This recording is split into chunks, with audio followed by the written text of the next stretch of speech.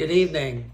We are Patrice and Dan Foster, and we teach the middle school girls Sunday school class. Today we are introducing a new series on the book of Exodus. As we go through this study together, we will look at Moses' life in detail. As we walk together through the book of Exodus, be mindful that the main point of the story is not about the Exodus itself, nor is it about Moses himself.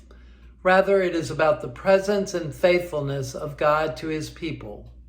Today, as we get to know Moses better, we will find that God was ever present in the life of this great man.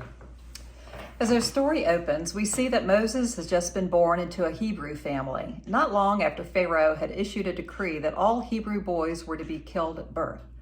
We can see God at work very early in Moses' life as he escapes death and is rescued from the Nile River and raised by Pharaoh's daughter.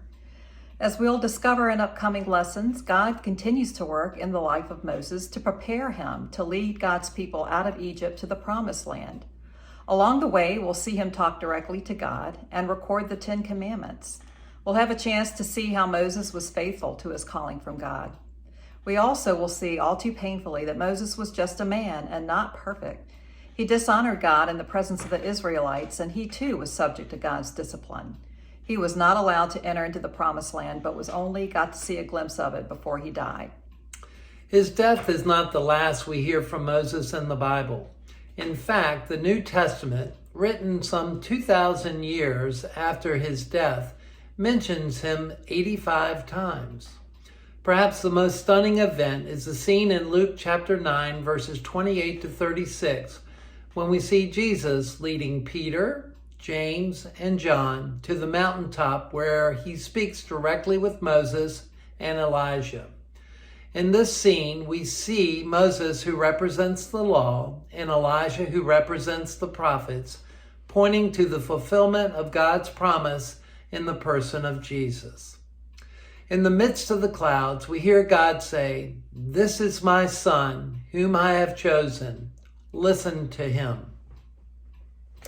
Yeah, Moses was a great man who did many wondrous things through the power of God, but the purpose of his life was to faithfully point to the coming of Jesus.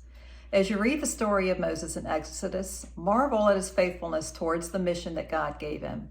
But even more so, marvel at God's faithfulness to him and the Jewish people in their trek towards the Promised Land. Do you think faithful is a word that people would use to describe you? To what are you faithful? Are you more faithful to something other than Jesus? It's our hope that in the coming weeks, you'll find inspiration for Moses' life as we journey through the book of Exodus.